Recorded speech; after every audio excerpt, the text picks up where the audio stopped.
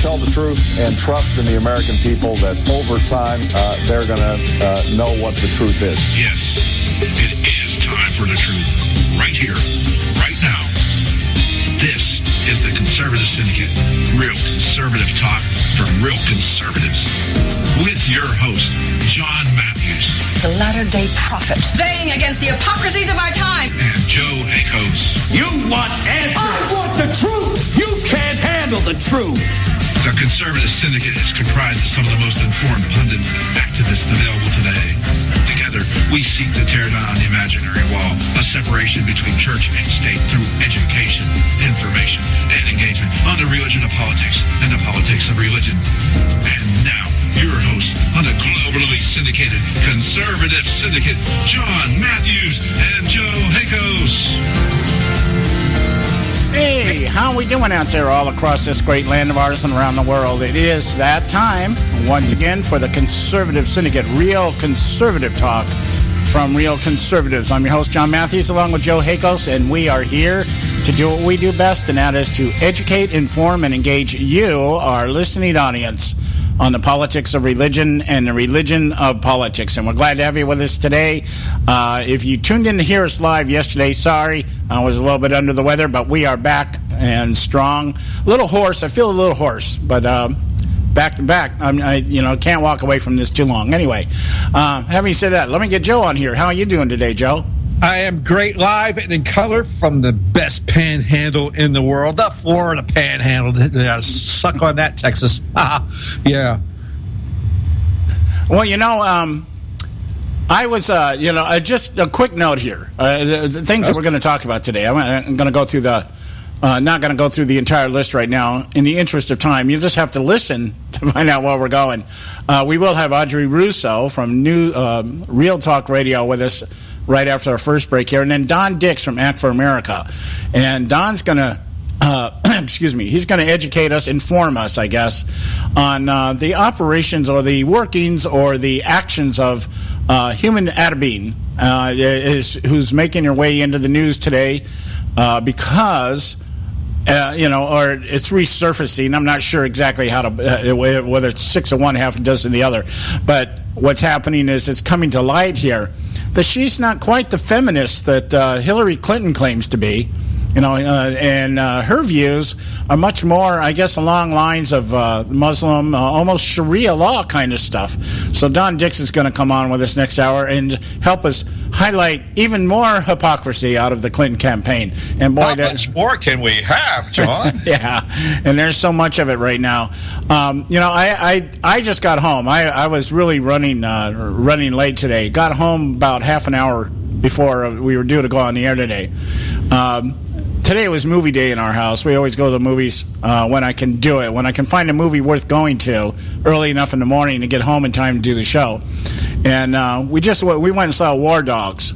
It's a film that's based on a true story, which means a lot of it's been exaggerated and a lot of stuff's probably been thrown in. About a couple of 20-something stoners who became government contractors back in the 80s, and made millions of dollars dealing in arms for the U.S. government, and doing it kind of under the table because I guess some of these arms dealers, the government doesn't even really want to know who they are. Sounds like the State Department to me. Yeah, could be. Defense Department, State Department, all that. Yeah, and it was that kind of stuff in terms of the processing and how they got around and under and through the system was an interesting and I think probably pretty close to the truth. And when I say the drama, what's the backstory of the people involved and everything. But these guys made millions of dollars, and apparently where they blew it was they ended up not knowingly, but once they found out, what they did was they bought a large number of bullets, ammunition for AK-47s. Now, you kind of wonder, what would the U.S. need with bullets for AK-47s? But they did. Somebody in the Defense Department wanted it, and they went out and found a bunch of it. And as they were getting ready to ship it out of Albania, they discovered that it was outdated Chinese ammunition. Oh! So instead of, canning it and just saying, okay, we're not going to do anything with this, what they did was they pulled everything out of the crates, weighed all the stuff, put it in plastic bags, and recrated it, and then shipped it. And apparently somebody on the U.S. side found out about it. And so these guys got nailed. And it was kind of like one of those stories, you know. So, so anyway, kind of reminded me a lot of the theme of like The Big Short, you know, that movie The Big Short about the subprime housing meltdown. Which, by the way, while I'm thinking about it, well, John, it reminds me of what happened in Libya. Hey, here I got one, John. I want to engage our listeners right now.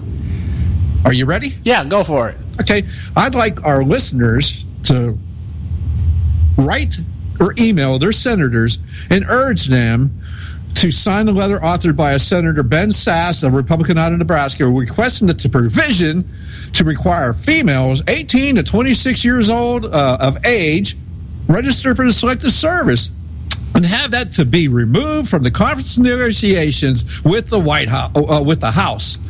We have already Senators Hoeven from North Dakota, Hatch from Utah, which is kind of useless, sorry, Wicker from Mississippi, Moran from Kansas, and Daines from Montana.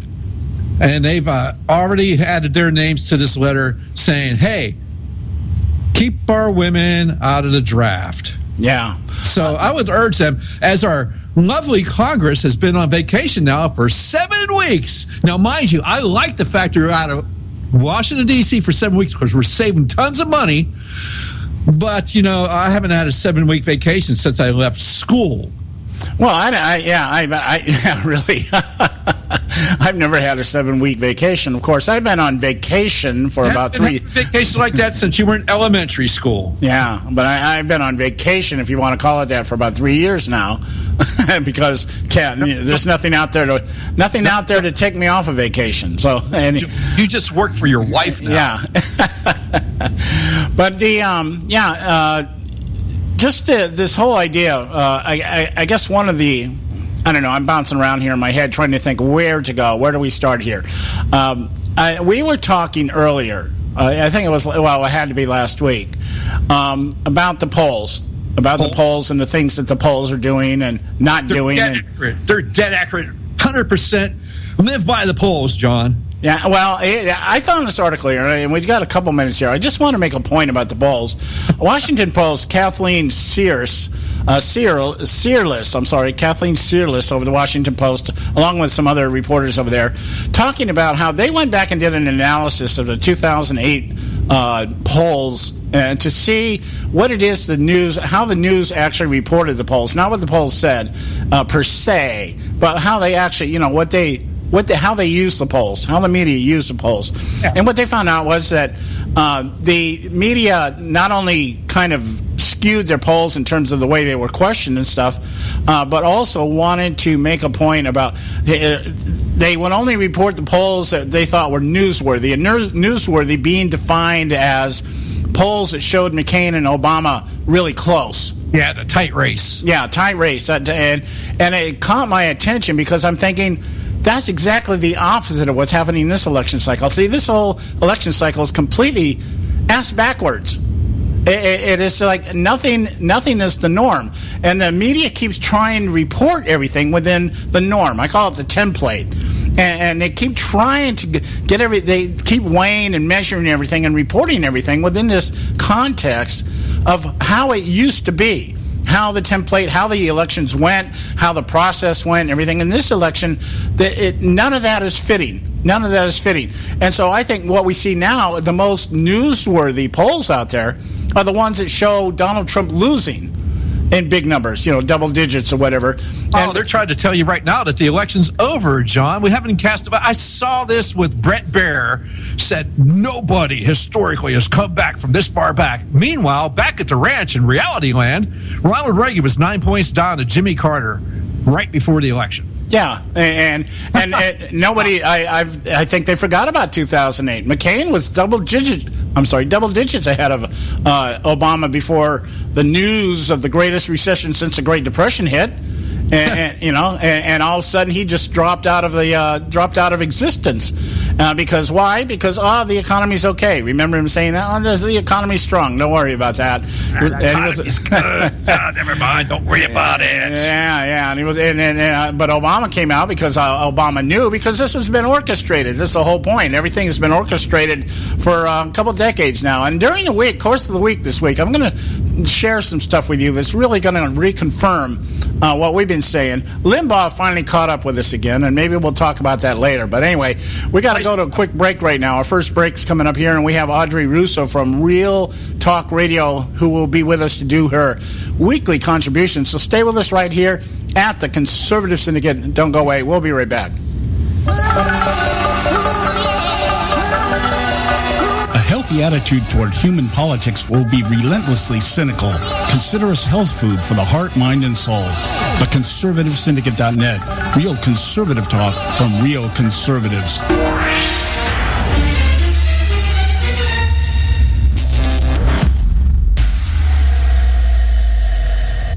When our water heater broke down last month, it was a nightmare. It took 5 hours for the plumber to show up, and he charged us a couple of $100 just to come out. Then it cost another $1,800 to put in the new water heater. By the time it was all said and done, I felt like I'd been taken. But what else could I do? The smartest thing you can do is get a home warranty from American Residential Warranty. Their home warranties pay to repair or replace all your major appliances when they break, and they will break, and at the worst possible time. Call American Residential Warranty right now for free information on home warranties starting at just pennies a day. Don't wait for your refrigerator to stop running or your ceiling fans to stop turning. Call American Residential Warranty right now. Ask how you can save up to 50% on washer and dryer coverage. Just call 1-800-790-5960. That's 1-800-790-5960. Again, 1-800-790-5960. Call now. Limited time offer, 24-month commitment and credit qualification required. Cancellation fee, auto pay, and paperless billing and other restrictions apply. If you can't see the difference, why pay the difference? Switch to Dish for the best deal in entertainment. Only Dish brings you the best in entertainment for less than $20 a month.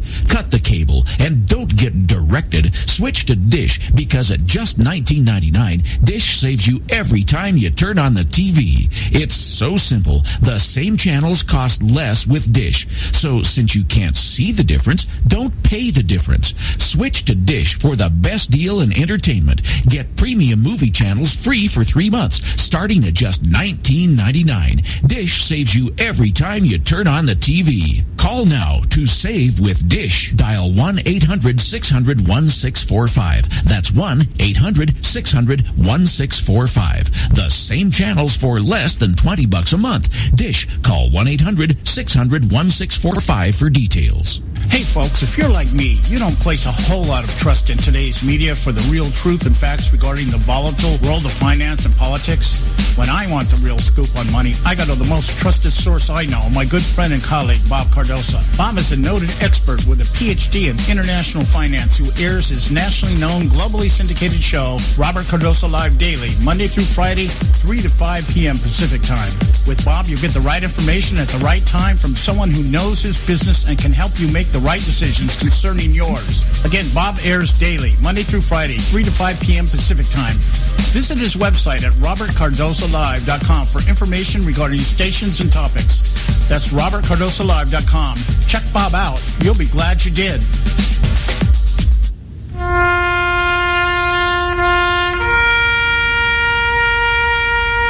Read something recently worth thinking about. It's the soldier, not the campus organizer, who's given us freedom to demonstrate. It's the soldier, not the reporter, who's given us freedom of the press. It's the soldier, not the poet, who's given us freedom of speech. It's the soldier who serves under the flag, who defends the protesters' right to burn the flag. Isn't it time now to demonstrate that we support our troops? Were it not for the brave, there'd be no land of the free. Fred Thompson's message was brought to you by CitizensUnited.org.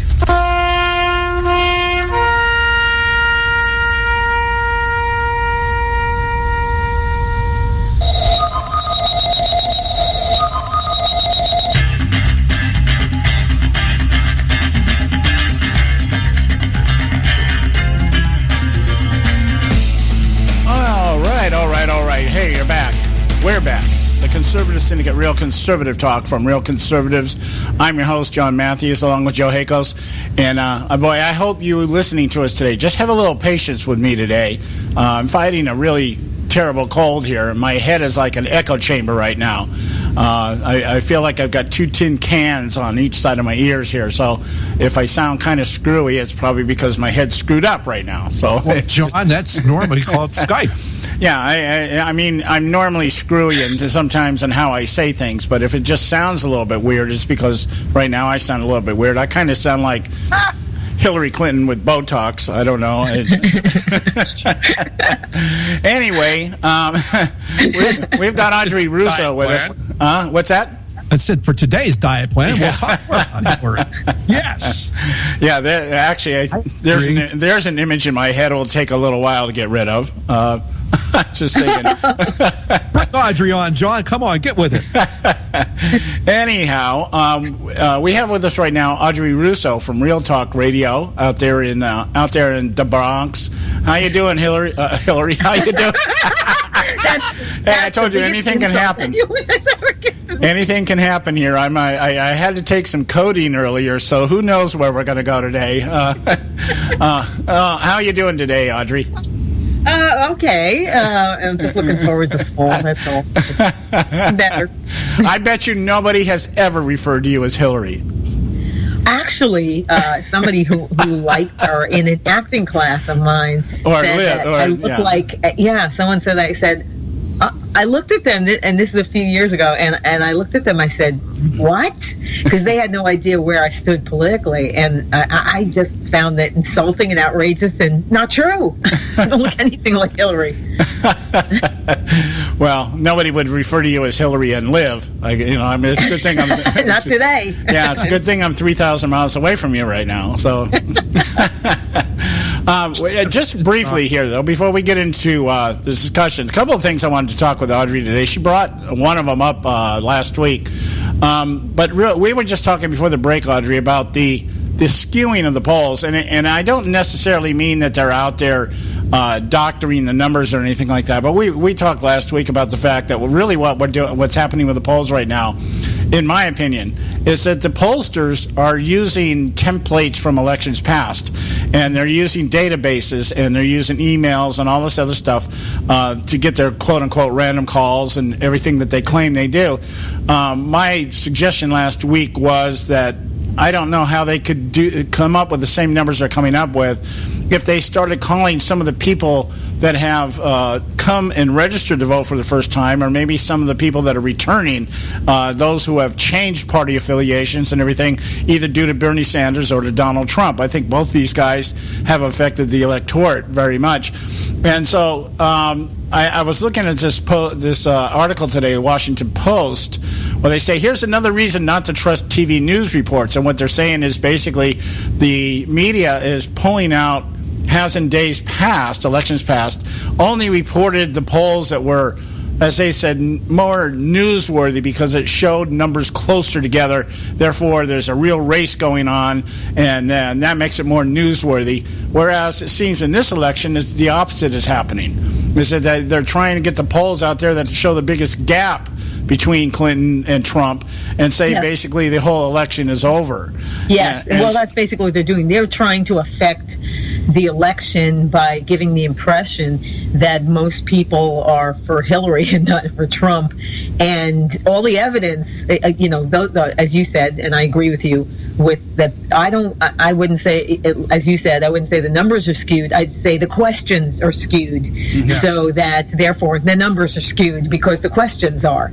I think they're ignoring anything that's close, or if Trump is ahead, they're ignoring those. So they're just pulling up the results that they prefer.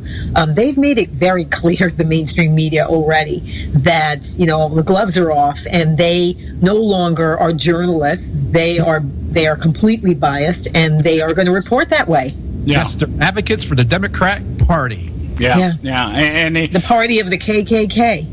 Just to give you an example here, there's a guy named John Zogby, and I guess he's one of these pollster guys. And he's gone out, and what he's done is he's just targeting people that voted for George W. Bush but then voted for Barack Obama.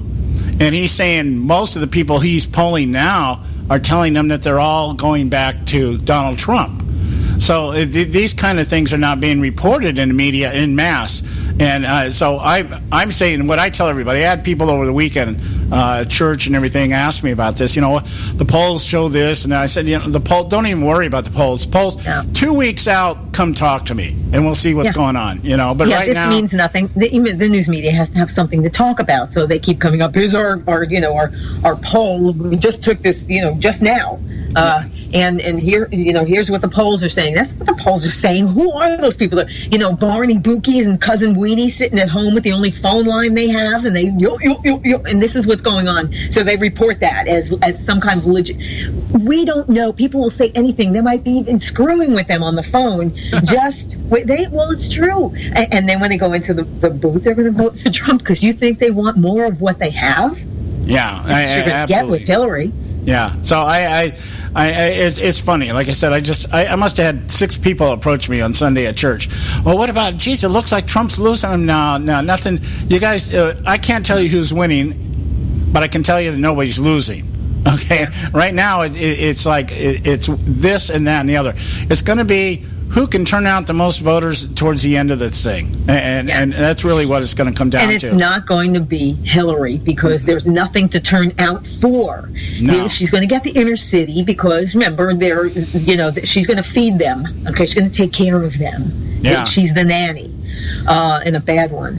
And that's going to turn out for her only because they're going to bus them to the polls. Okay, they bus them everywhere else, don't they? I mean, this is that's their plantation that they have money. I'm gonna when it comes to you mentioned something off air about the black vote. Okay, I always say this up front. I don't like talking black and white because we're all Americans. But since that's a vernacular, I'm going to use it. The majority of those in the black community have Judeo-Christian values, but those values are not reflected in the Democrat Party platform. They are reflected in the Republican platform. We are the party of abolition. We are the party of freedom. The Democrats are the party of the KKK. Yeah. But hey, listen, let me tell you something. Everyday Americans need a champion, and I want to be that champion. Well, see, Lever? I look at Freddy Krueger? I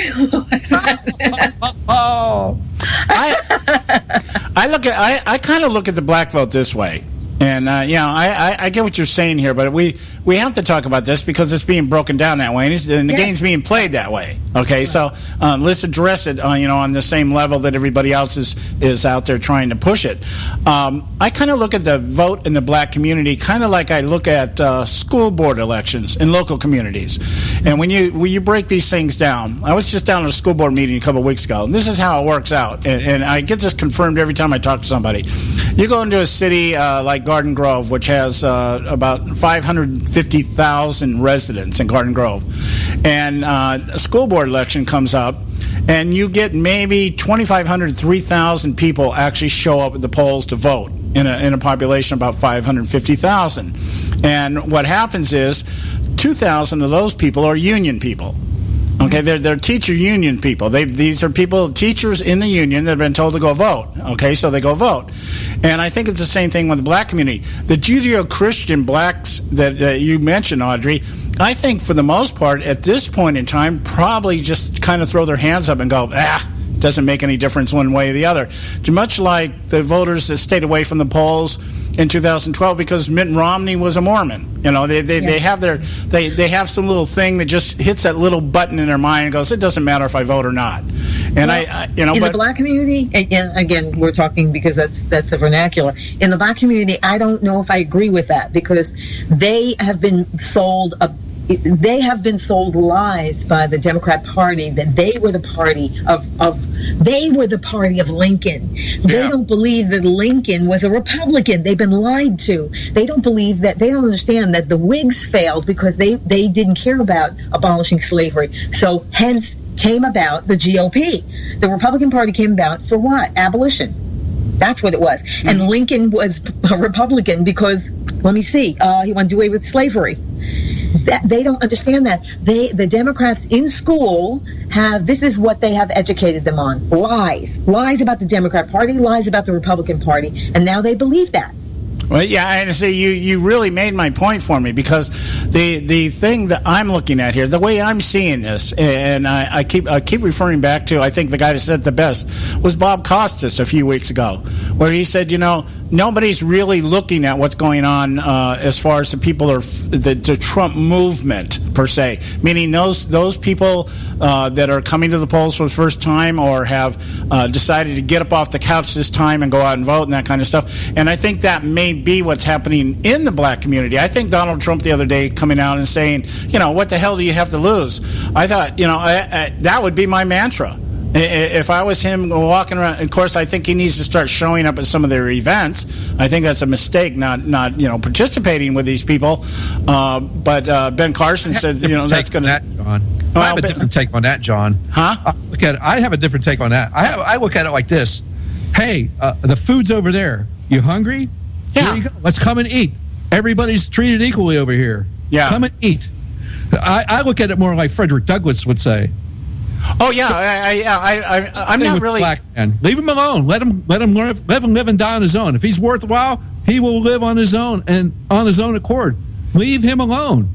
Well, yeah, I'm not really trying to forget about him. I mean, let him make up his own mind. Quit this pandering that what the Democrat Party does is pander to him. We're going to give you a bone, please. Because you're just too darn stupid to figure it out by your own.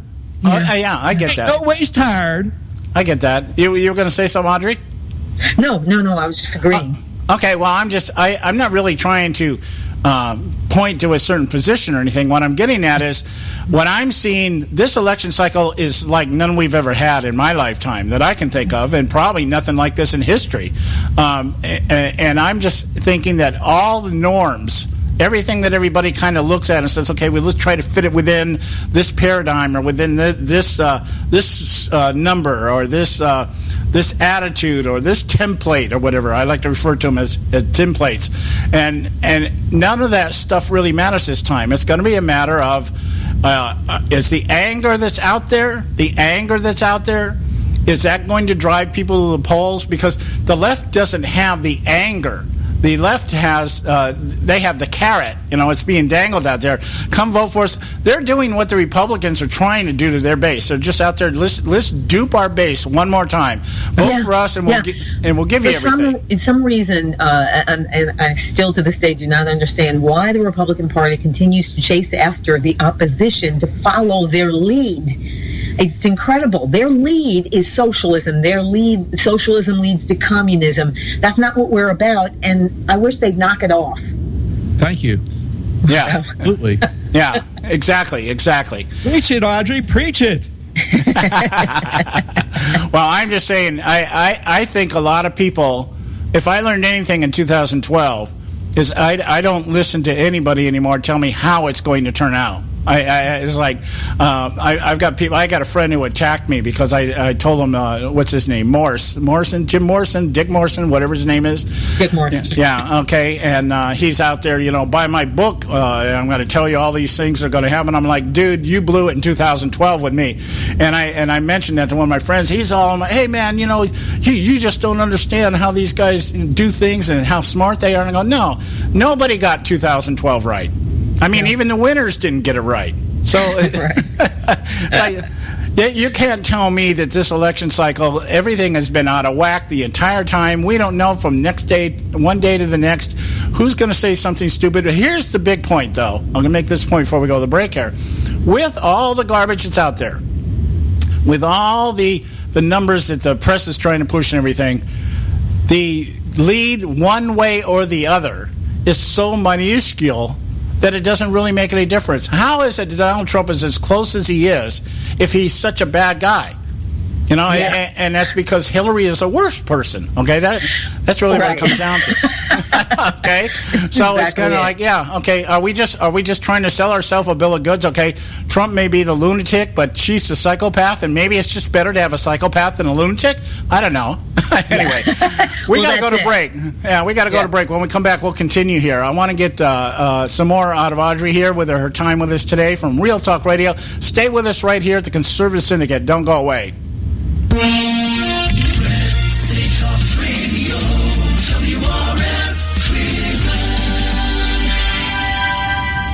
Hey, I'll make you a deal. Give me 60 seconds, and I'll give you directions to the Fountain of Youth. Okay, I'm joking. Well, kind of joking. No fountains, but youth, I got Nature's Youth and their premier anti-aging product, Nature's Youth RSF. With your sensible diet and exercise plan, Nature's Youth RSF can help you look and feel better. RSF is an all-natural amino acid supplement that supports your body to naturally increase HGH levels without any synthetic hormones. And elevated HGH levels can contribute to increased energy, improved libido, reduced body fat, and improved exercise capacity. Let's be honest, who doesn't want to look and feel younger? Visit the newly designed website at naturesyouth.com or call 800-333-6923. That's 800-333-6923, and like them on Facebook, and you'll be included in contests and exclusive offers. What a deal. Oh, speaking of deals, my time's about up. 800-333-6923 or naturesyouth.com. Who needs a fountain anyway? Call today.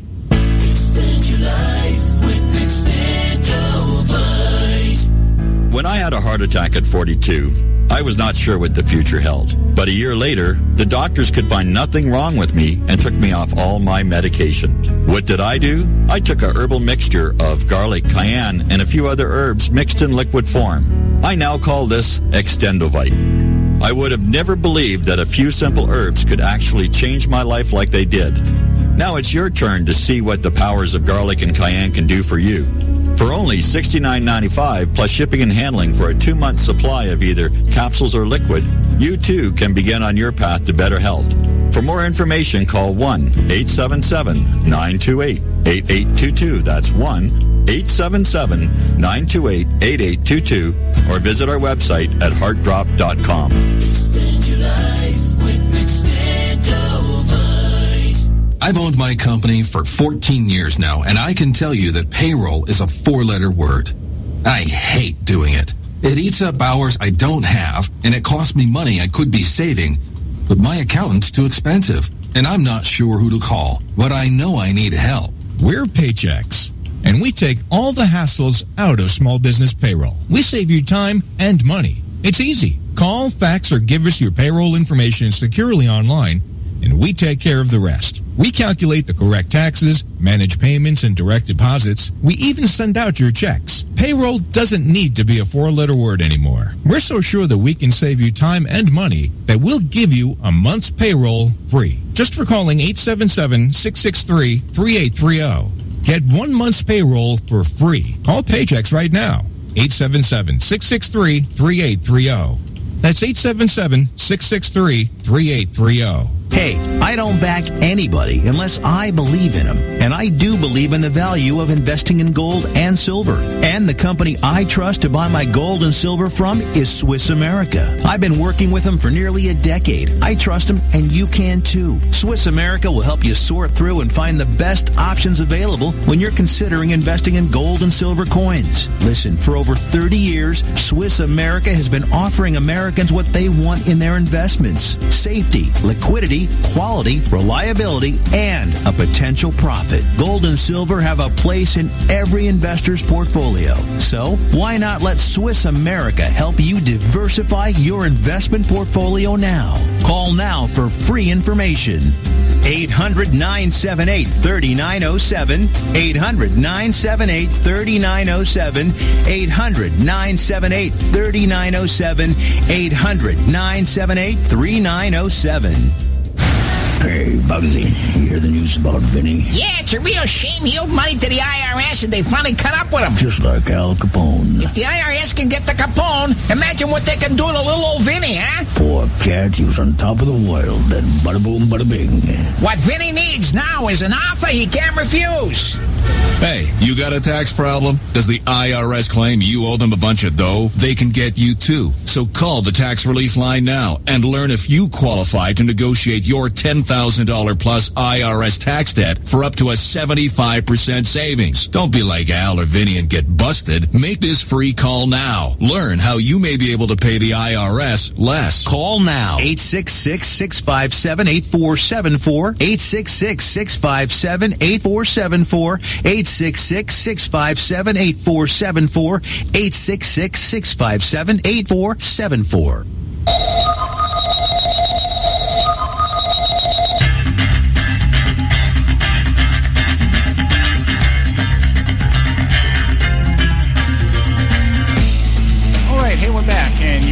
You are listening to the Conservative Syndicate, real conservative talk from real conservatives. I'm sorry, I was just practicing my English accent there for some reason. And it just did not come out right. I guess because I've been watching all these movies lately that have English people in them, you know. I'm just kind of, I wonder if I can sound like those. I don't know. Anyway, back to America, though. And Jimmy Kimmel, you know, I'm amazed, you know, how some people, you know, get into show business and they team up with somebody, and then you find out later that even though they were kind of a good team, they were diametrically opposed in the political spectrum. Jimmy Kimmel and Adam Carolla are two of these people. The Man Show. Remember The Man Show? And I heard of it, but no, I don't. Okay, well, you didn't believe me. You didn't miss anything. Well, the best thing about it, John, was the girls on trampolines. Yeah, the girls on trampolines. That was about the only thing that was worth watching the show for. But Audrey doesn't get that, but no, but I'll pass. Go ahead. It was fun to watch girls jump up and down on trampolines for some reason. Yeah, it was a dumb show. It really was. It was kind of like, it was actually making fun of manhood, but the way they did it, you know, like their hero, the hero in the back was in the back of the big picture was Scott Baio. And the reason Scott Baio was a hero because he dated both Heather Locklear and Pam Anderson. So he was like the idol of these guys, you know, that kind of stuff. And it was just a show kind of making fun of manhood and you know, that kind of stuff. Anyway, that's where Jimmy Kimmel got his start, doing this show called The Man Show. Adam Carolla is out here in L.A. right now. He has his own conservative talk show. He's a very conservative pundit out here in California.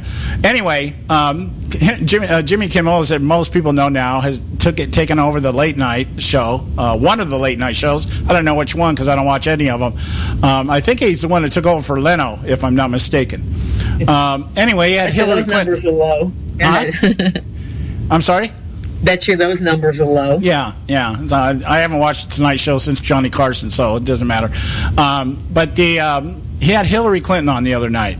Because that's how Hillary campaigns now. She's not out campaigning. Do that at a press conference? Is that what you're telling me, John? She'd rather go on that show than do a press conference. Well, she doesn't. She's not doing press conferences, and when she is out on the campaign trail, she has somebody running the show for her. They have Joe Biden out there, or Timmy Kaine, and somebody like that, you know. And she just sits off in the back and smiles. And which, by the way, I'm just going to say this. I happen to think the woman has false teeth now. There's something about her smile. It just doesn't look like she's on one of those. What are those kind of the adhesives they use for false teeth? Fixodent, yes. Yeah. It's just like, you know, if you open that mouth any wider, I still think it's Weekend at Bernie's. So. So anyway, she was on Jimmy Kimmel last night. And she laughed off any questions about her health, of course. When Hillary Clinton laughs something off, you know that they're probably pretty close to the truth. They just don't want anybody to know. And it was about her health and stamina during an appearance on Jimmy Kimmel on Monday night. And arguing that the current speculation about her health makes no sense. This is a common word used by leftists these days. It makes no sense. And she's also coined a new phrase for vast right-wing conspiracy. It's called wacky strategy. Okay, she doesn't. I guess somebody. Stupid. That's even stupid. I guess somebody told her don't talk about vast right-wing conspiracies. So now it's wacky strategy. She said, I think it's part of a wacky strategy. Anyway, she asked Jimmy Kimmel to take her pulse to make sure that everybody knew she was alive. So did he have a mirror, too? Did he have her breathe on a mirror? And I was thinking, you lie about everything else, you could be lying about this too. Who knows? Well, and then the media's in their back pocket. So, come on. Anyway, he gave her a jar of pickles and asked her to. We need to know that you're fit for the office of the president. Here's a jar of pickles. Open it up, right? And I'm thinking, well, yeah, in this day and age, that's the only qualification one should have to be president, be able to open a jar of pickles. I'm saying all that to say this. Audrey, you brought up to us last week, because I had not really been paying much attention to this, Hillary's health situation. Rudy Giuliani. Yeah, there you go. Okay. Had kind of floated this out that there's something not up to snuff here. And I'm just, can you update us? What do we know at this point in time? Well, they're not going to let anything out. It's left up to speculation, but there's a preponderance of visual evidence that this woman is not well. Yeah. It's not one incident. It's not two. It's numerous incidents. What is she? I mean, is she 100 years old that she needed to be dragged up a flight of stairs? And it was a short flight of stairs, too. But she was held on both sides, being literally dragged up the stairs.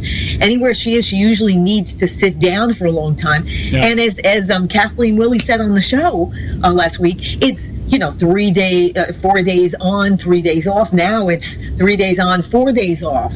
What is she doing? She's ill. There's something physical. And don't the people have a right to know this? I mean, who does this woman think she is? That she doesn't give a damn about the American people or this country, because if she knew she wasn't up to being president, that she could not physically handle it, then if she cared about the country, she'd say, I'd have to step down because I can't do this. She doesn't give a damn. She really doesn't.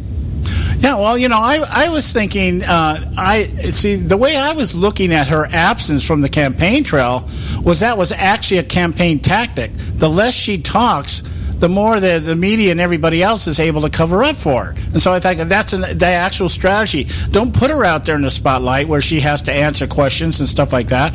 But then this whole idea about, let's take, for instance, the flooding down in Louisiana. Okay, we know Obama couldn't give up his tea time. Trump went down there, but we've heard absolutely nothing from Clinton on this stuff. And so she phoned it in. Yes. Because the Queen can't get off her tuchus, she's not going to go down there. Now, why can't she? I mean, she's the same age as Trump, yet Trump is holding rally after rally. He holds at least 2 rallies a day. I mean, what is this woman doing? Why won't she tell us the truth? Because she's a freaking liar, yeah. But why won't she tell us the truth about her health? She's not well. I don't want to know what her personal doctor says. I want both. I have no problem with Trump. I know he's gonna come out with flying colors. I think they should go to Walter Reed, and they should both of them get a physical and should be released to us. We have a right to know. Are you well? Are you ill? Well, I agree. I figured maybe because Louisiana is so close to Arkansas, and people from Arkansas could drive over to Louisiana and make a big scene over there or something. I don't know. I'm thinking what Donald Trump should do is this. Donald Trump should say, "I'll tell you what, Hillary, I'll show you my tax returns if you show me your health record." Yeah, and he should do it while he's opening up a jar of pickles. And now here's the thing I wanted to ask you here. Let's just surmise here that this whole thing is there's two weird theories in my head right now.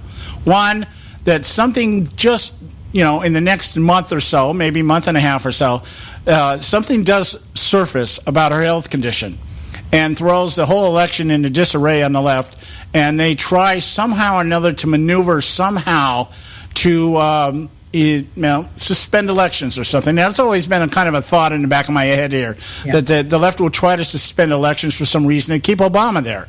But let's look at something a little bit more realistic. She gets into the White House, And between her trips for being asked to show up for inquiries and committees for scandals and everything else, something happens to her and she's incapacitated, or, God forbid she dies. I don't wish the women to die. I just wish she'd go away. And so Tim Kaine becomes president. So what are we left with there? Oh, well, there are others there, like there were behind Obama, that would be ruling things. And that if something happened to her, he's not getting out of the White House. Yeah, are you kidding? Do you think it would be a viable strategy that somewhere along the line somebody's thinking somewhere, somehow, that we end up with somebody like Tim Kaine in the White House? So you tell me, John, that's the ugliest inflatable doll ever conceived that's running around campaigning for president? This guy would be so maneuverable. He would be he would be the Manchurian candidate, for crying out loud. Oh yeah, he would be. Absolutely. Yeah, he would be perfect for these people to be able to push and pull and just say, hey, go out there today, Timmy, and today, just for kicks, go out and speak in Spanish, okay? He would be. He's the perfect gullible guy. Yeah, he is. And that might very well be the reason they chose him, because they know she's going to crap out somewhere along the line, and he would be it. But I still do not believe that she is going to get in there. It's not. You know what? I don't believe. Of course, I never believe the polls. Yeah. But it's what we're seeing, and there is not the momentum behind her that there was behind Obama. It's not going to happen. Yeah. Exactly. I I would say, hey, let's just preclude all that crap and just not have her win an election. Then her and her squadron of flying monkeys can go off into the horizon and live happily ever after. Yeah, exactly. Well, hey, look, we got to go to a quick break here. I just my parting shot here is I kind of look at Tim Kaine like John Kasich, who's bilingual. He's got all the personality of John Kasich and just about as much as ability. So anyway, we got to go to a quick break here. Audrey Russo from Real Talk Radio with us. Stay with us right here at the Conservative Syndicate. Don't go away. A healthy attitude toward human politics will be relentlessly cynical. Consider us health food for the heart, mind, and soul. TheConservativeSyndicate.net. Real conservative talk from real conservatives.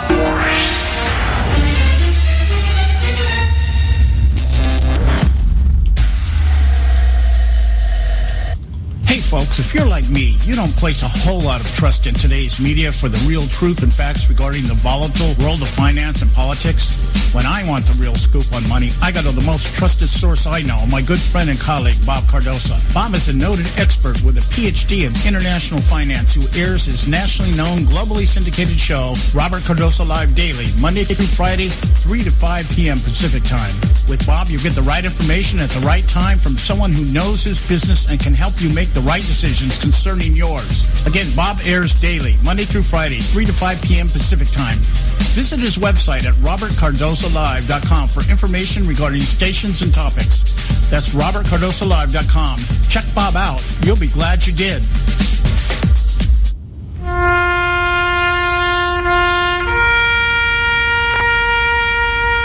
Read something recently worth thinking about. It's the soldier, not the campus organizer, who's given us freedom to demonstrate. It's the soldier, not the reporter, who's given us freedom of the press. It's the soldier, not the poet, who's given us freedom of speech. It's the soldier who serves under the flag, who defends the protesters' right to burn the flag. Isn't it time now to demonstrate that we support our troops? Were it not for the brave, there'd be no land of the free. Fred Thompson's message was brought to you by CitizensUnited.org.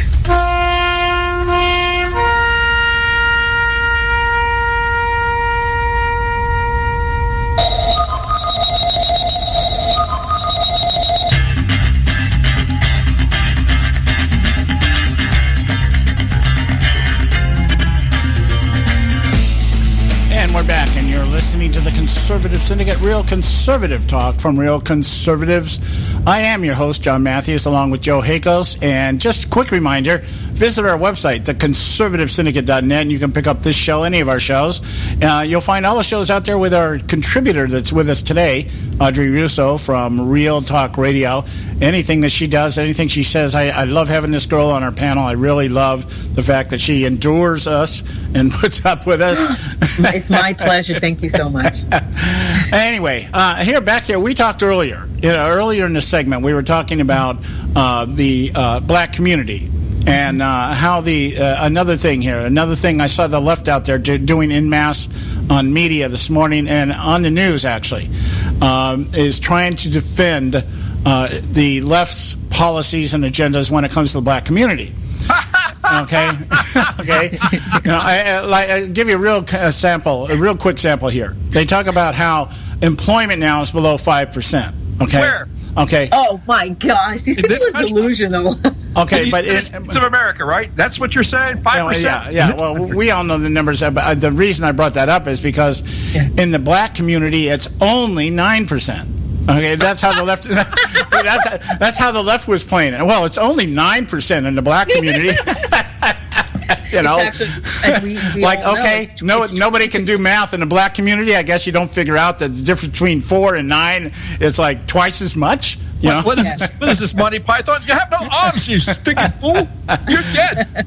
And the reason I'm bringing this up is I want to take a pot shot here at what used to be one of my favorite columnists, actually, Jennifer Rubin for Washington Post. Okay, John, don't do it. I mean, she used to be. She used to be at least. Well, she used to be at least halfway reasonable. Okay, John, who is it again? Jennifer Rubin.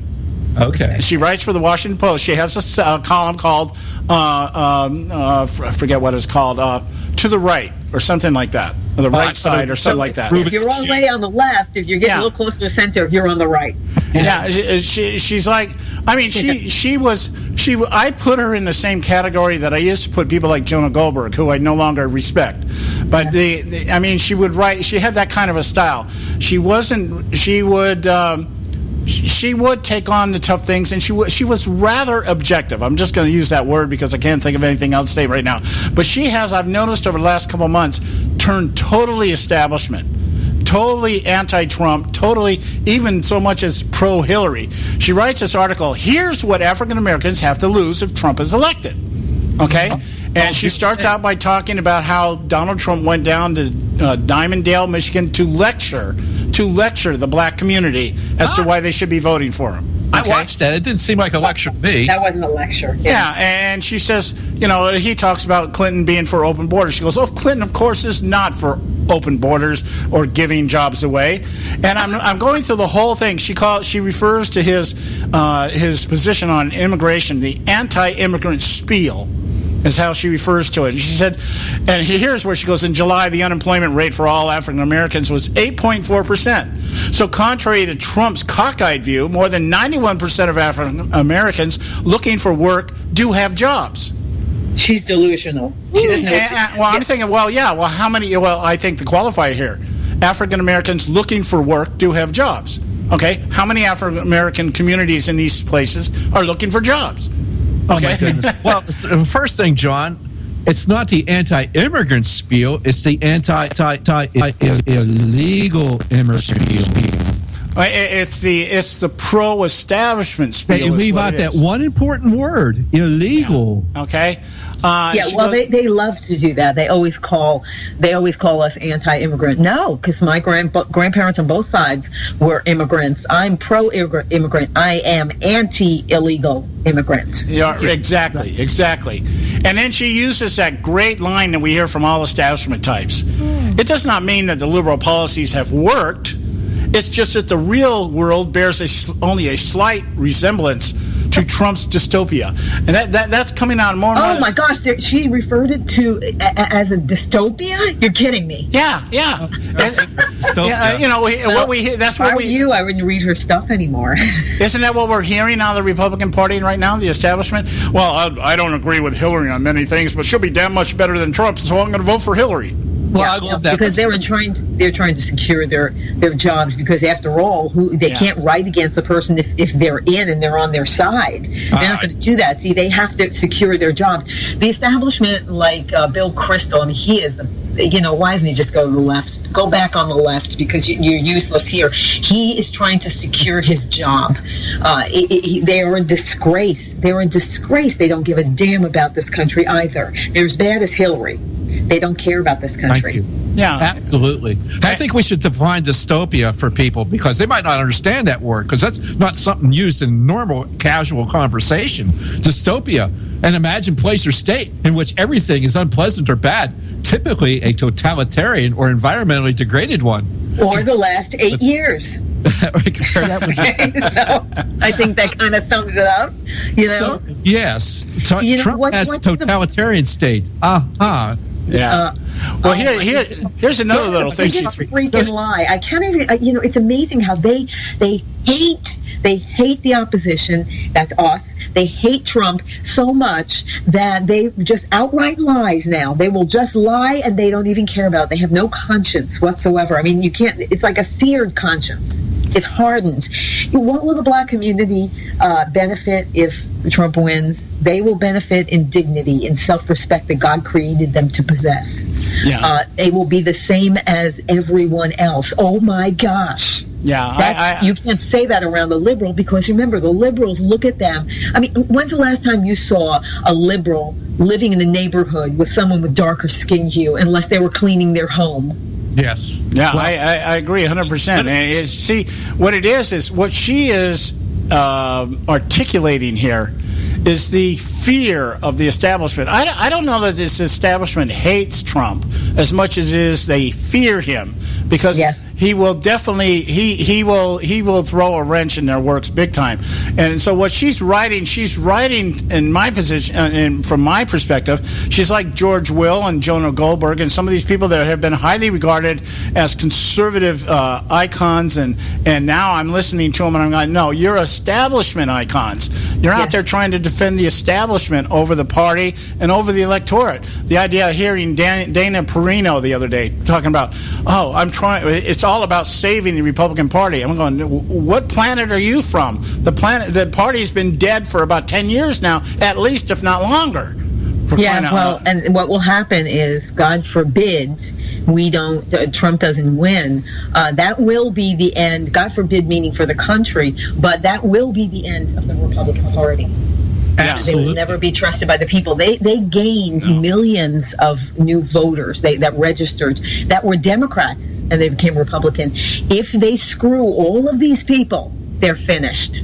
Yeah, I agree. Audrey, thank you, because I was saying exactly that today. Yeah. And the people looked at me like I was speaking in a whole different language. Yeah. It was like, you watch these people, their registration numbers will crater. Yeah. Well, they're already dying, and so one of two things happens: the Republican Party does implode, and the Democrats just keep enough people in there to keep the show going their direction, or maybe something like the Libertarian Party picks up a bunch of people, or the Independent Party picks up a bunch of people, and we can finally get another candidate out there that's not as tied to either the left or the right in terms of Republican or Democrat, and who knows where it will go from there? Maybe we do have that now. We have someone who's an outsider. We do have that, and that's why he's so hated and feared, as you said. He's hated and feared because he's going to break up the little clubs of I won't even say, but everybody knows what they are. He'll break that. He's going to shatter it. Why? Because he's not part of the establishment where she is, and for them to try to portray her as somebody who's really not part of it, they're deluding themselves, and eventually we're going to have a lot of people that need to be in institutions. Yeah. Okay. I'm talking about the left here. But go ahead. I got to interrupt you. We're wrapping up here. We're out of time for Audrey today, but I wanted to give you time. Who you got on your show coming up on Thursday? Oh, I got 3 great guests. Comedian and impressionist Scott Wood will be back. Media analyst direct from Paris, Philippe Corsanti will be back. And Heritage Foundation Stephen Bucci will be here, too. All right, my dear. Thank you so much. You guys visit Audrey at audreyrusso.com, or you can go to our website, theconservativesyndicate.net. We've got a link down there for her, and you just click it that way. Whichever one's easier for you, okay? Thanks so much, Audrey, for coming on this week. Thanks, Audrey. Thank you, guys. God bless you. All right, God bless you, too. Okay, guys, it's time for the Edwards Notebook, and then we got to pay some bills, and we'll get back in next hour. Next hour, Don Dix from Act for America will be with us. Stay with us right here at the Conservative Syndicate. Don't go away. There is great danger when stupid people are in a position of influence. Hello, I'm Ron Edwards. On today's page from the Edwards Notebook, recently in Twin Falls, Idaho, Muslim refugee boys from Syria chose to rape an American 5-year-old girl. Now, raping is an Islamic custom, along with adult men marrying little girls. But in America, it is a crime to rape. And when you consider the sometimes overly feminist nature of today's society, it was alarming to witness an American sovereign citizen named Nancy Taylor proclaiming that racism in Twin Falls is the cause of strife between Muslim refugees and Americans, not the senseless act of rape. I find such thinking to be very stupid and bordering on evil. Ms. Taylor is an unwise advocate for open borders and bringing in as many Muslim refugees as possible. Those boys were practicing what they had learned from their elders. The brutal, gruesome rape was videotaped, and for Ms. Taylor to be more vexed over the righteous indignation of such a horrendous act than the rape itself places on full display the danger that government school indoctrination poses to our republic. I'm Ron Edwards. Blowing away the myths and revealing the truth. You can continue to blow away the myths with Ron Edwards on Facebook, Twitter, and theronedwards.com.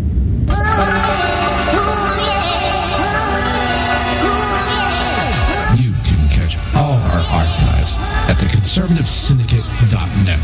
The Conservative Syndicate. Real conservative talk from real conservatives.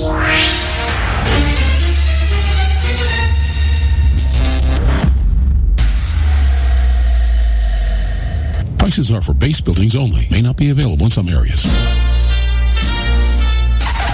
Attention business owners, do you want a stimulus package that really works? Before you spend thousands of dollars more than you should on your next building project, listen to this. General Steel has a stimulus package designed to help you save as much as half the cost of conventional construction on your next building. As much as half. That's right. General Steel can save you thousands of dollars with a pre-engineered steel building designed for your business or church. How about a 50 by 100 foot building for under $30,000? So don't pay thousands more than you should without calling General Steel first and save as much as half the cost and time of conventional construction. With the projected demand for steel in Japan and China, prices may be skyrocketing. 877-927-3360. 877-927-3360. 877-927-3360. Term life insurance. It can be a powerful way to protect your assets and your family. You work hard to earn and save your money to build a nest egg for the future. Don't let it get wiped out because you didn't plan ahead. Take the time now and make a small investment in $500,000 or more in quality term life insurance. Call the Term Lifeline and let us shop the best companies to give you the lowest rates. We specialize in policies of $500,000 and above. Ask about some of our 10 and 20-year fixed rate plans with guaranteed rates. Call the Term Lifeline right now for your free insurance quote. 800-870-3609. 800-870-3609. You owe it to yourself to protect your family and your assets. Make term life insurance part of that plan. Call the Term Lifeline right now. 800-870-3609. 800-870-3609. Hey folks, if you're like me, you don't place a whole lot of trust in today's media for the real truth and facts regarding the volatile world of finance and politics. When I want the real scoop on money, I go to the most trusted source I know, my good friend and colleague, Bob Cardoso. Bob is a noted expert with a PhD in international finance who airs his nationally known, globally syndicated show, Robert Cardoso Live Daily, Monday through Friday, 3 to 5 p.m. Pacific Time. With Bob, you get the right information at the right time from someone who knows his business and can help you make the right decisions concerning yours. Again, Bob airs daily, Monday through Friday, 3 to 5 p.m. Pacific time. Visit his website at robertcardosalive.com for information regarding stations and topics. That's robertcardosalive.com. Check Bob out. You'll be glad you did.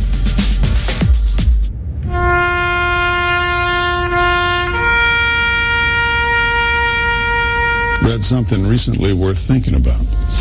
It's the soldier, not the campus organizer, who's given us freedom to demonstrate. It's the soldier, not the reporter, who's given us freedom of the press. It's the soldier, not the poet, who's given us freedom of speech.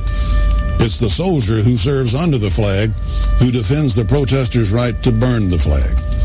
Isn't it time now to demonstrate that we support our troops? Were it not for the brave, there'd be no land of the free. Fred Thompson's message was brought to you by CitizensUnited.org.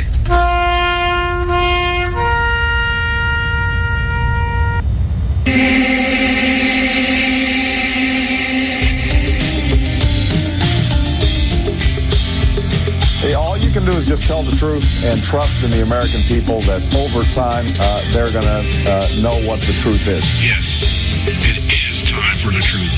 Right here, right now. This is the Conservative Syndicate. Real conservative talk from real conservatives. With your host, John Matthews. The latter-day prophet. Baying against the hypocrisies of our time. And Joe Akos. You want answers. I want the truth. You can't handle the truth. The Conservative Syndicate is comprised of some of the most informed pundits and activists available today. Together, we seek to tear down the imaginary wall, a separation between church and state through education, information, and engagement on the religion of politics and the politics of religion. And now, your host on the globally syndicated Conservative Syndicate, John Matthews and Joe Hakos. Hey, we're back, and you're listening to the Conservative Syndicate, real conservative talk from real conservatives. I'm your host, John Matthews, along with Joe Hakos, and this is our short segment here. And I guess what do we want to talk about in this short segment, Joe? You got something out there you want to talk about? Sure, I would suggest that everybody go to the Liberty. gb.org.uk and read Audrey's latest article. It's titled Hillary Clinton's Islam's Whore. She's what? It's titled Hillary Clinton's Islam's Whore. In which Audrey very nicely does go factually based and just points out the things that Hillary did as Secretary of State, the money she received to her foundation and thus to herself. She aggrandizes herself and at the expense of the American people. And she also does it with regimes that are not so, shall we say, constitutionally friendly.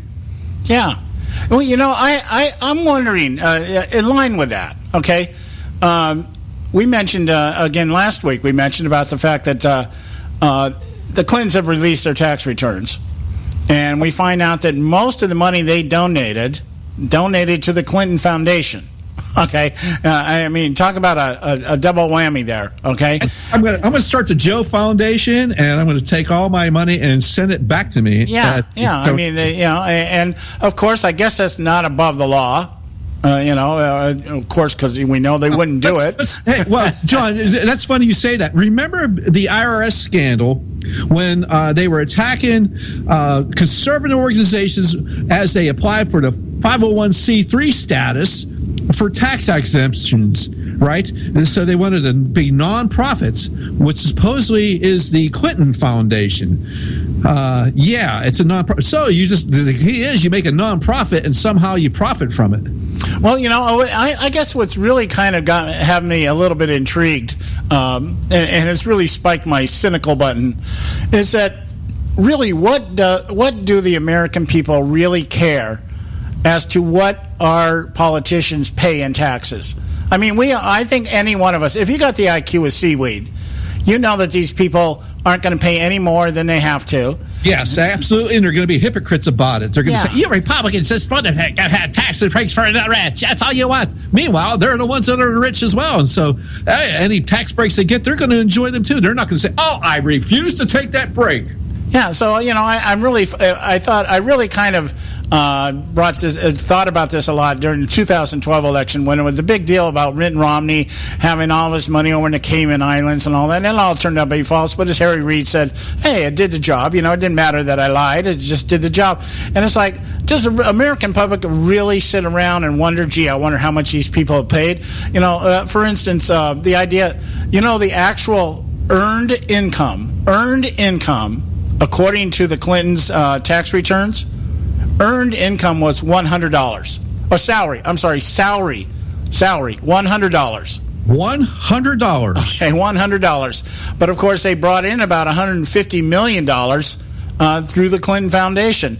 And Barack Obama, by the way, when he took office as president, was worth a little under $4 million.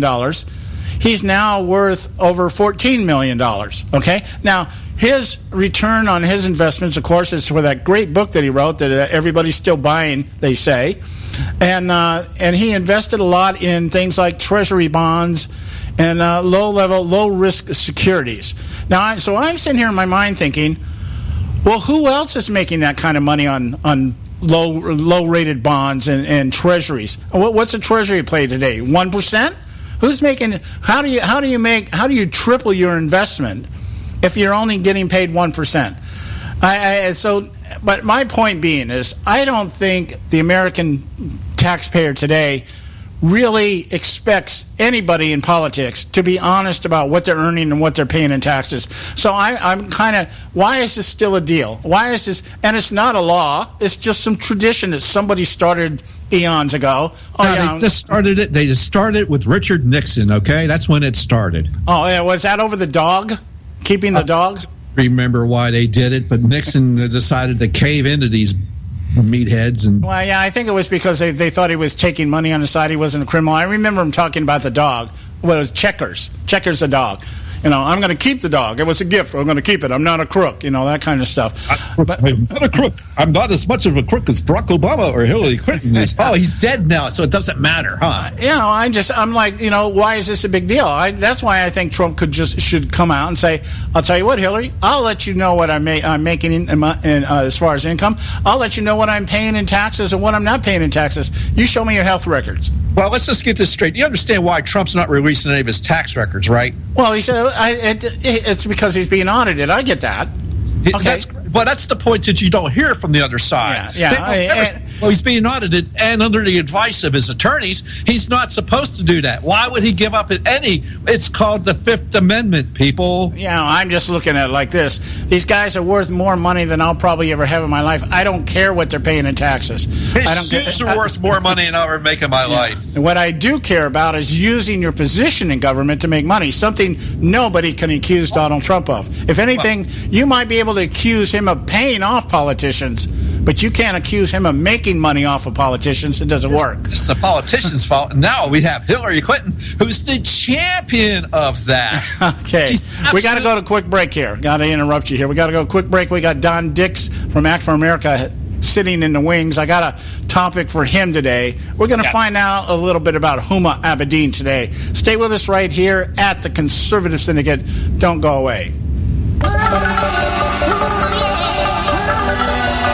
A healthy attitude toward human politics will be relentlessly cynical. Consider us health food for the heart, mind, and soul. TheConservativeSyndicate.net. Real conservative talk from real conservatives.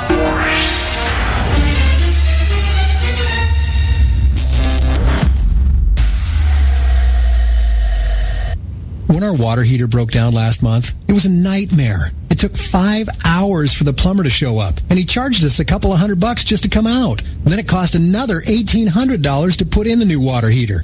By the time it was all said and done, I felt like I'd been taken. But what else could I do? The smartest thing you can do is get a home warranty from American Residential Warranty. Their home warranties pay to repair or replace all your major appliances when they break, and they will break, and at the worst possible time. Call American Residential Warranty right now for free information on home warranties starting at just pennies a day. Don't wait for your refrigerator to stop running or your ceiling fans to stop turning. Call American Residential Warranty right now. Ask how you can save up to 50% on washer and dryer coverage. Just call 1-800-790-5960. That's 1-800-790-5960. Again, 1-800-790-5960. Call now. Limited time offer, 24-month commitment and credit qualification require cancellation fee, auto pay, and paperless billing and other restrictions apply. If you can't see the difference, why pay the difference? Switch to Dish for the best deal in entertainment. Only Dish brings you the best in entertainment for less than $20 a month. Cut the cable and don't get directed. Switch to Dish because at just $19.99, Dish saves you every time you turn on the TV.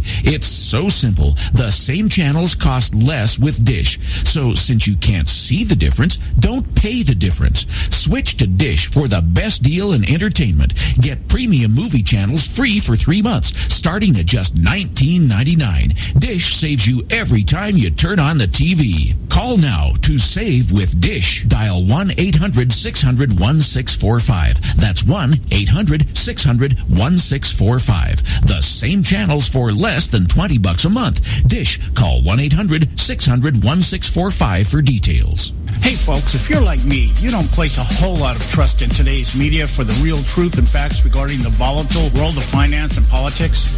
When I want the real scoop on money, I go to the most trusted source I know, my good friend and colleague, Bob Cardoso. Bob is a noted expert with a PhD in international finance who airs his nationally known, globally syndicated show, Robert Cardoso Live Daily, Monday through Friday, 3 to 5 p.m. Pacific Time. With Bob, you get the right information at the right time from someone who knows his business and can help you make the right decisions concerning yours. Again, Bob airs daily, Monday through Friday, 3 to 5 p.m. Pacific Time. Visit his website at robertcardosolive.com for information regarding stations and topics. That's robertcardosolive.com. Check Bob out. You'll be glad you did.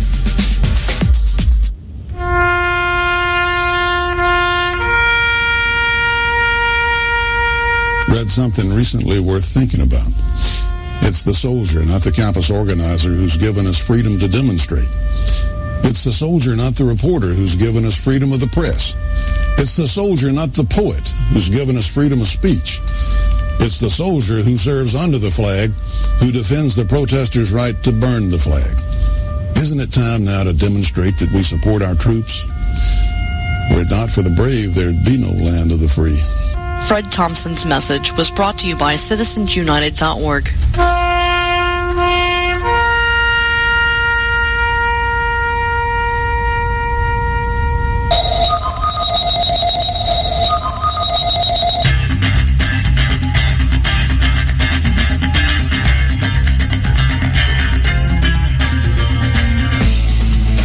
Hey, we're back, and you are listening to the Conservative Syndicate, Real Conservative Talk from Real Conservatives, and I'm your host, John Matthews, along with Joe Hakos, and we have with us right now Don Diggs. I don't know what's going on over there. Don, how are you doing? Don, are you there? John? Yeah. Hey, John, how are you? Yeah, you guys, you're launching a rocket over there or something? Well, as it turns out, we're on vacation this week, driving through San Francisco, and we were supposed to be safely tucked away in our nice little room in Sonoma for some wine tasting, but ran into a little problem driving north, so we're behind our schedule. So unfortunately, we're still on the road, but enjoying hearing your show, and when you told me that you wanted to talk about Uma Abedin, I was very excited. Yeah, we have brushed on this topic several times, but never really gone in depth to it. And now that we're learning more and more, little by little, about the Clinton Foundation and her ties to some of the groups outside of the Clinton Foundation that have, brought money into the pay-for-play things that are all flowing around there. Another scandal is brewing, and we may or may not see any fruit from this one, but I'm really become intrigued to learn and find out that Huma Abedin is not really quite the feminist that everybody thinks she is. And that really has really kind of drawn my attention to it. The fact we have a Muslim publication out there, I guess run by her father and mother, which is very anti-feminist, very anti-American, and apparently she's been attached to it so much so she's even written articles for these people about the place of Muslim women and her support of Sharia law. So I was wondering if you could kind of enlighten us a little bit on that stuff.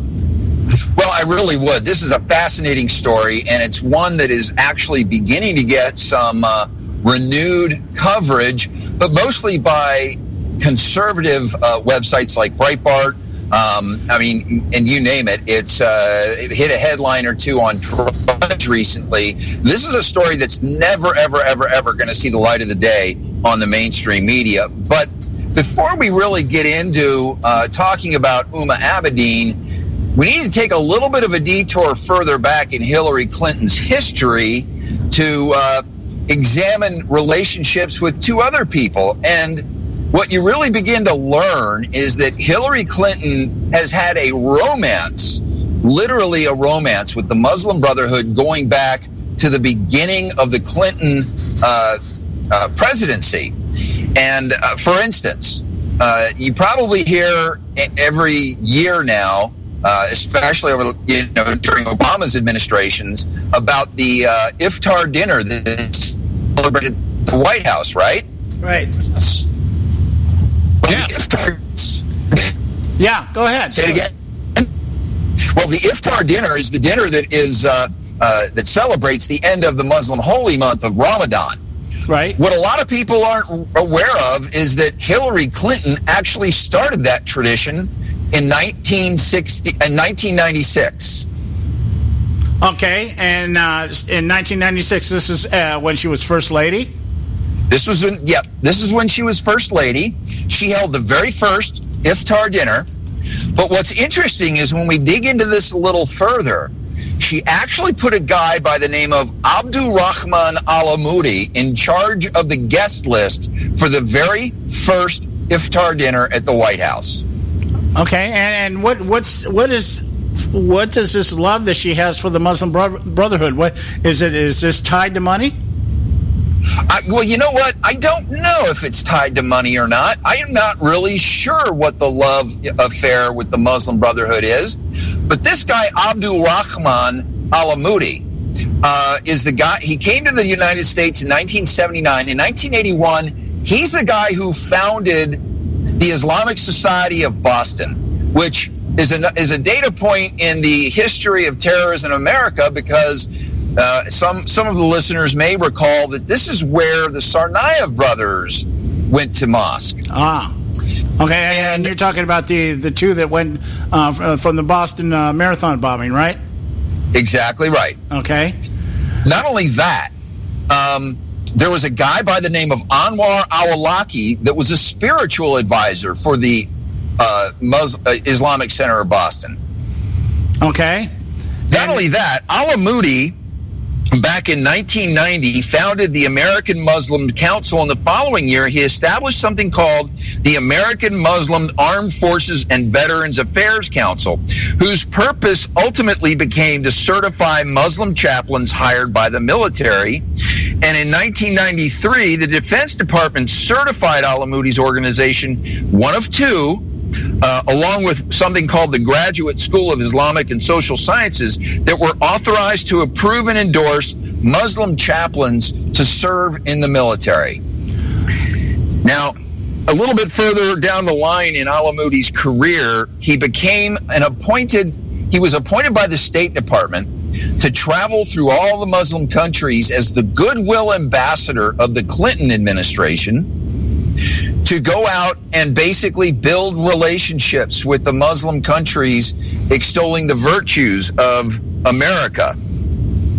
But if Hillary Clinton had paid attention to who Abdul Rahman Alamoudi was, she would know that out there in the public domain, this guy actually disparaged the federal government for the flimsy evidence it used as a basis for arresting somebody by the name of Mohammed Salamiya. He was a suspect in the World Trade Center bombing February 26. Salamiya was later convicted and sentenced to life in prison for his role in assisting the blind sheikh in the 1993 World Trade Center bombing. And you right down the line, Alamoudi's public statements, even serving as the State Department over in these Muslim countries, would say, over here in these countries, I can say, Allah destroy America, but in America, I can't say that.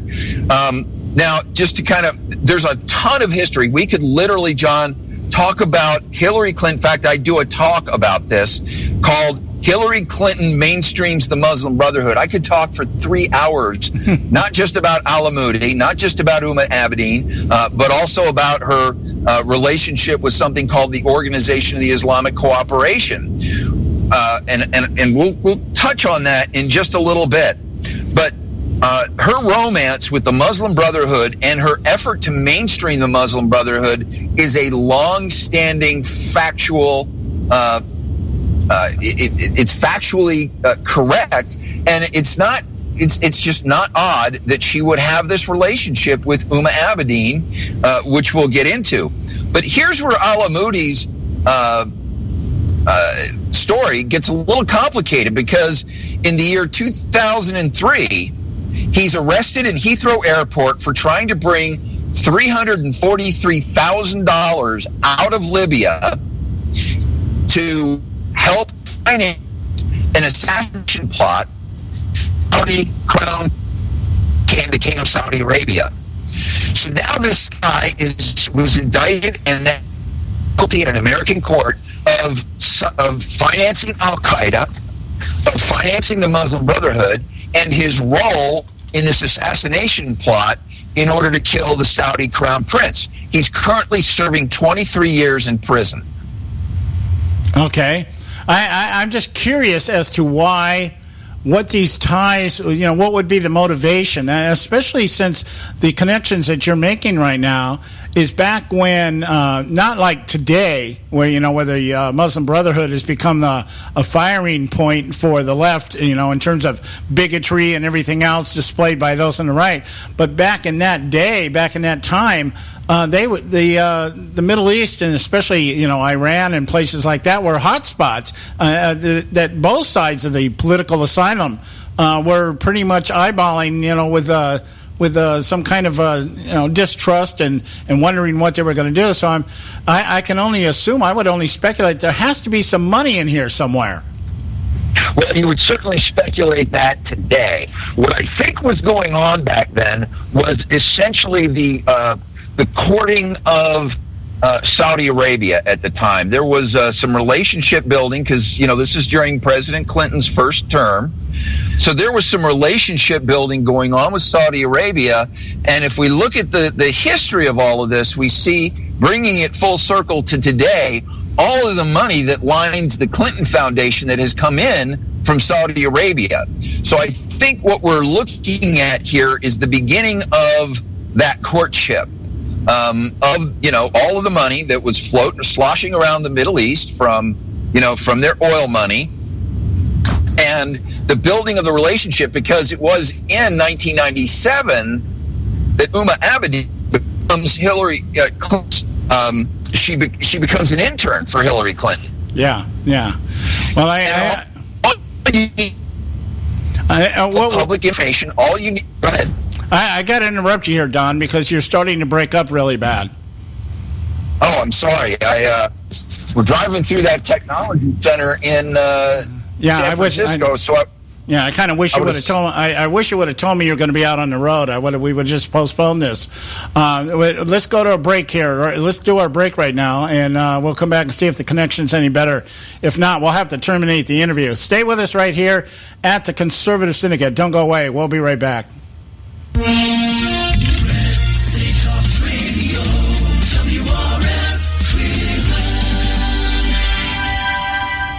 Hey, Hey, I'll make you a deal. Give me 60 seconds, and I'll give you directions to the Fountain of Youth. Okay, I'm joking. Well, kind of joking. No fountains, but youth, I got Nature's Youth and their premier anti-aging product, Nature's Youth RSF. With your sensible diet and exercise plan, Nature's Youth RSF can help you look and feel better. RSF is an all-natural amino acid supplement that supports your body to naturally increase HGH levels without any synthetic hormones. And elevated HGH levels can contribute to increased energy, improved libido, reduced body fat, and improved exercise capacity. Let's be honest, who doesn't want to look and feel younger? Visit the newly designed website at naturesyouth.com or call 800-333-6923. That's 800-333-6923, and like them on Facebook, and you'll be included in contests and exclusive offers. What a deal. Oh, speaking of deals, my time's about up. 800-333-6923 or naturesyouth.com. Who needs a fountain anyway? Call today.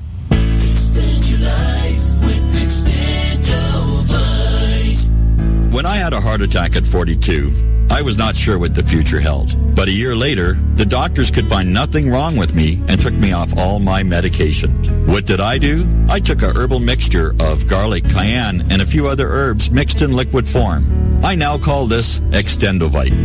I would have never believed that a few simple herbs could actually change my life like they did. Now it's your turn to see what the powers of garlic and cayenne can do for you. For only $69.95 plus shipping and handling for a 2-month supply of either capsules or liquid, you too can begin on your path to better health. For more information, call 1-877-928-8822. That's 1-877-928-8822. Or visit our website at heartdrop.com. Expand your life with Extendovite. I've owned my company for 14 years now, and I can tell you that payroll is a 4-letter word. I hate doing it. It eats up hours I don't have, and it costs me money I could be saving. But my accountant's too expensive, and I'm not sure who to call, but I know I need help. We're Paychex, and we take all the hassles out of small business payroll. We save you time and money. It's easy. Call, fax, or give us your payroll information securely online, and we take care of the rest. We calculate the correct taxes, manage payments and direct deposits. We even send out your checks. Payroll doesn't need to be a 4-letter word anymore. We're so sure that we can save you time and money that we'll give you a month's payroll free. Just for calling 877-663-3830. Get 1 month's payroll for free. Call Paychex right now. 877-663-3830. That's 877-663-3830. Hey, I don't back anybody unless I believe in them. And I do believe in the value of investing in gold and silver. And the company I trust to buy my gold and silver from is Swiss America. I've been working with them for nearly a decade. I trust them, and you can too. Swiss America will help you sort through and find the best options available when you're considering investing in gold and silver coins. Listen, for over 30 years, Swiss America has been offering Americans what they want in their investments: safety, liquidity, quality, reliability, and a potential profit. Gold and silver have a place in every investor's portfolio. So why not let Swiss America help you diversify your investment portfolio now? Call now for free information. 800-978-3907. 800-978-3907. 800-978-3907. 800-978-3907. Hey, Bugsy, you hear the news about Vinny? Yeah, it's a real shame he owed money to the IRS and they finally cut up with him. Just like Al Capone. If the IRS can get the Capone, imagine what they can do to little old Vinny, huh? Poor cat, he was on top of the world, then bada boom, bada bing. What Vinny needs now is an offer he can't refuse. Hey, you got a tax problem? Does the IRS claim you owe them a bunch of dough? They can get you too. So call the tax relief line now and learn if you qualify to negotiate your $10,000 plus IRS tax debt for up to a 75% savings. Don't be like Al or Vinny and get busted. Make this free call now. Learn how you may be able to pay the IRS less. Call now. 866-657-8474. 866-657-8474. 866-657-8474. 866-657-8474.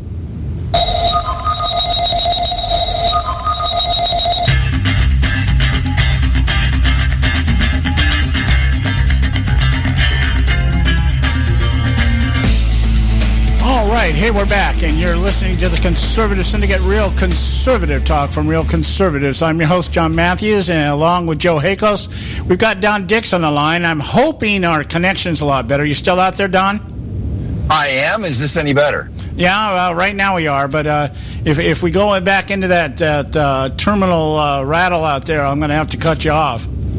Well, I think we should be good. I actually found a rest stop to pull into. Ah, that's excellent. Excellent. Okay, you want to pick up where you left off at? You were talking about the relationship that Hillary's had with the Muslim Brotherhood for, well, several decades now. Well, yeah, and it all started really, the first data point that we have is this relationship with this fellow named Abdul Rahman Alamoudi, and his involvement in advancing not just the Muslim Brotherhood, but the whole Islamist regime in this country.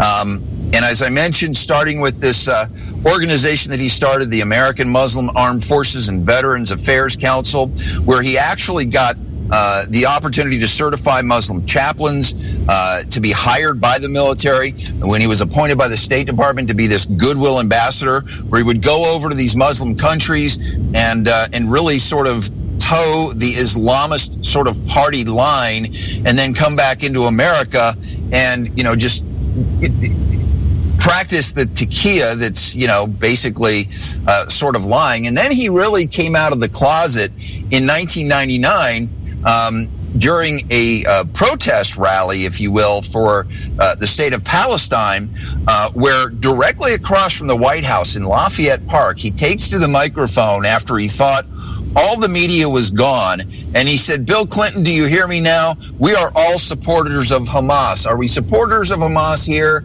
And the crowd chants, "Yes, we support Hamas." And then he says, "Do you hear me, Bill Clinton? We're all supporters of Hezbollah here. Do you hear me now? Who here supports Hezbollah?" And this was recorded. This is out there all over YouTube. You can just type in Abdul Rahman Alamoudi, Lafayette Park. And this was actually surreptitiously recorded when Alamoudi and the promoters of this event thought that the media had gone home and gotten their sound bites for the day. And here Alamoudi just in 1999 just comes out in public to say how much he supports the Islamist regime. And all, you know, even before this, back in the early 90s when he became a part of the Clinton Foundation, and pictures of Alamoudi and President Clinton and Vice President Al Gore, they're all over the internet. I mean, you can see them in any number of events where Alamoudi is pictured there during the event with the Clintons. I mean, this guy had a position of influence second to none. And unfortunately, had the Clintons done any job in vetting this guy, they would have figured out who he was. And that applies to Abedin. If they had done any job vetting who she was, they would have figured out and found out the organizations that and her family had been involved in, what they'd been talking about. I mean, this is no small deal. The Journal of Minority Muslim Affairs, JMMA, was a journal that was founded by her father, along with another individual who was he was part of a government entity funded by the Saudi. This is all in Saudi Arabia. These are organizations, Islamist promoting organizations. The fella that Abedin's father founded this organization with was also the director of something called the Rabita Trust, which was shut down after its operations in the United States were shut down after 9/11 because they found out the Rabita Trust was funding Al-Qaeda. So any organization that was in any way funneling money to Al-Qaeda was no longer allowed to do any banking within America, of course, and was discouraged from having banking relationships in countries outside the United States. This lady, Abedin, her family's relationship, because her father's passed away, her mother is still involved with this organization, actually helped found the female version of the Muslim Brotherhood in Saudi Arabia. And this family of Abedin's, they are all a part of the exportation of Wahhabist ideology that is at the core of the Saudi Arabian version of Islam. Well, let me interject. Let me interrupt you here, Don, because you've said something here just a few words back here that it's kind of piqued my curiosity here. You say, had the Clintons vetted this gentleman that you were talking about here that was in working with the military and the Muslim clerics and all this, or had the Clintons vetted Huma Abedin, why do we just naturally assume that they weren't vetted? I mean, what's to say that they weren't vetted and it didn't make any difference? Well, when I say weren't vetted, that in terms of what would Andy McCarthy wrote about this in the Conservative Review a little while back when he explored the idea. I don't know if you remember, but in I think it was 2012, you had Michelle Bachmann and several other Congress people that said, hey, this lady named Huma Abedin needs to be investigated, and she wrote letters to the inspectors general of 5 different departments, including the Department of Defense, the Department of Justice, the State Department, asking for Huma Abedin to be for her background to be, not investigated, but documented, right, and put out in public. Because what Andy McCarthy said after these, and if you remember, you had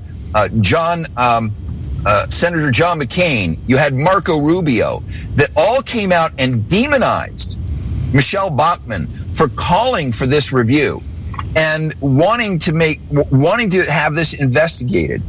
Why would John McCain and Marco Rubio defend Huma Abedin?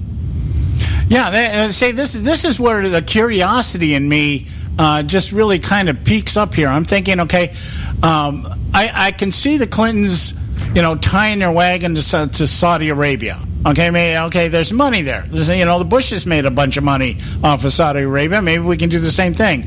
But what I find interesting is that we Americans just kind of have this. We make this assumption that people in American government, people especially in high positions, that they actually vet people that they bring on, or they don't vet. And we find something out and they're going, well, oh, geez, you should have been vetted. It should have. And I'm wondering, is that really the case? I mean, the Clintons are people that function on paranoia. You would think that they would have background checks on anybody that would have any access to anything they're doing, much less, second, third in command in her campaign and stuff. So what I'm saying is, or what I'm suggesting is, I'm not so sure that it really matters to the Clintons about ties to the Muslim Brotherhood or who Huma Abedin's father and mother were. They probably already know, but they don't care. And so the question becomes, why? What do they have to gain by that?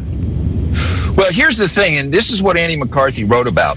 When you elect somebody to office, they automatically get these top secret security clearances because the theory goes that they've been vetted by the media, vetted by the voters, and therefore they're now entitled to these top secret security clearances. Huma Abedin was a government appointee.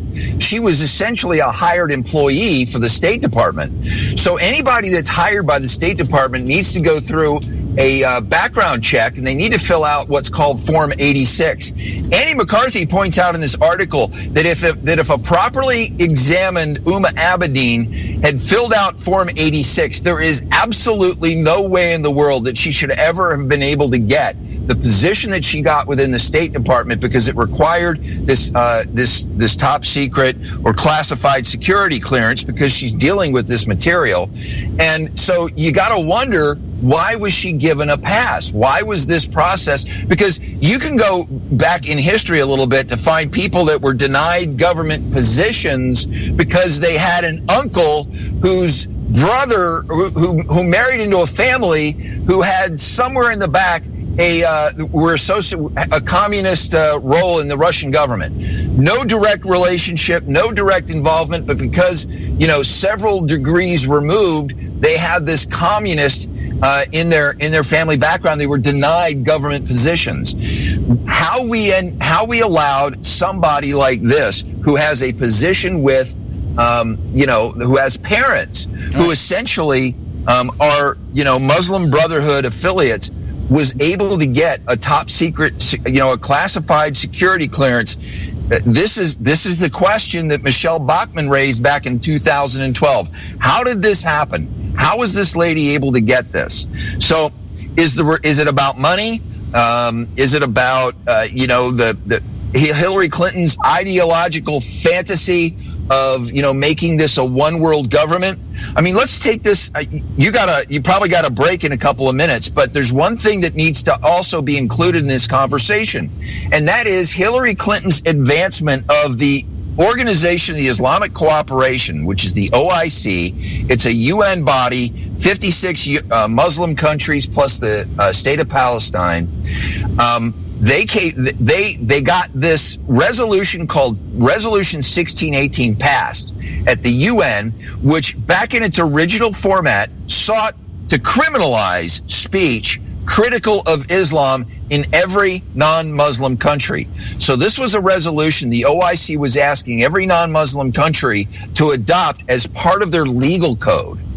And the story picks up in July of 2011 when Hillary Clinton makes a speech in Istanbul, Turkey, praising the OIC for having come up with this under the guise of religious tolerance. And then in December of 2011 has a 3-day closed-door meeting with representatives from the OIC, attorneys from the State Department, attorneys from the Department of Justice, trying to figure out how do we incorporate this set of laws inside the United States. And ultimately, what was beginning to happen was the shift in considering speech that was critical of Islam or quote-unquote hateful as violating the civil rights of Muslims. Okay, so are we looking at some kind of end around to try to justify the removal of the First Amendment? I think we're looking at an end around. You remember not too long ago when Hillary Clinton was on Fox News and Mike Wallace asked her about the Second Amendment. Right. And she said, no, I'm for the Second Amendment. But as with everything in the Bill of Rights, all of these need to be regulated by the government. Okay, so it would be an end around, not to repeal the First or Second Amendment, but just render them useless through regulation and law.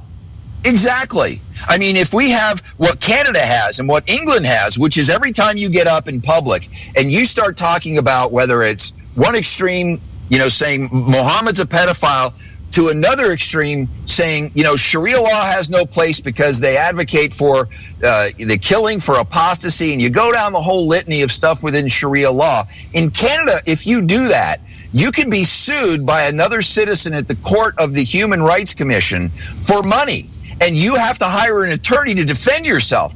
The freedom of speech no longer exists in Canada. It no longer exists in England, and it no longer exists in countries that have adopted the OIC's framework, like in Austria, where Elizabeth Sabadosh-Wolf was convicted on these hate crimes. She actually said Mohammed was a pedophile based on our laws today, right. And she had to go to court, and she had to serve 3 months in prison or pay a fine. Okay. This is what we're looking at under Hillary Clinton and why she's so dangerous as a presidential candidate. And we haven't even gotten out of the whole sphere of influence of the Muslim Brotherhood and these speech codes being advanced by the OIC. On that alone, she shouldn't be president. Okay, all right. We got to take our break here at this point. I guess the underlying question to me is I can understand the Clintons doing this for material gain, for money. What I can't understand is why they would choose this particular path, which would basically undermine the whole ideological liberal movement of being able to do whatever you want and legislate that to be able to do you want, because the Muslim law, Sharia, would do just the opposite. It would clamp down on all this stuff. And I'm kind of wondering, why did they pick this method, or why did they go down this path to try to sequester and silence opposition through, the regulation and laws and everything else that would render the First and Second Amendments useless? Basically, would just undercut them to such a point. Yeah, they'd be on the books, but don't mean anything. So let's talk about this. We'll be back in just a minute. We got a short break coming up here. We got Don Dix from Act for America. Stay with us right here at the Conservative Syndicate. We'll be right back.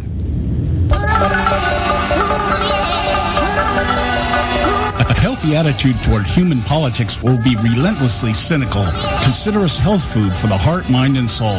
The ConservativeSyndicate.net. Real conservative talk from real conservatives.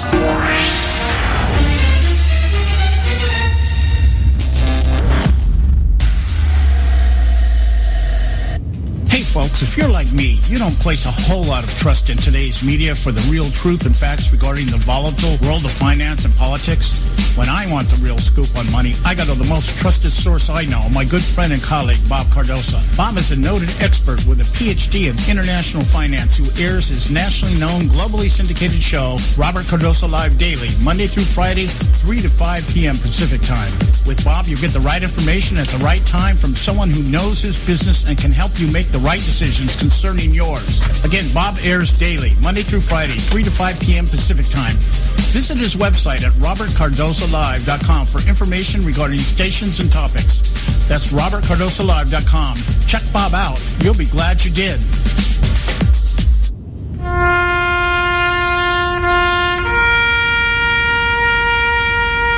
Read something recently worth thinking about. It's the soldier, not the campus organizer, who's given us freedom to demonstrate. It's the soldier, not the reporter, who's given us freedom of the press. It's the soldier, not the poet, who's given us freedom of speech.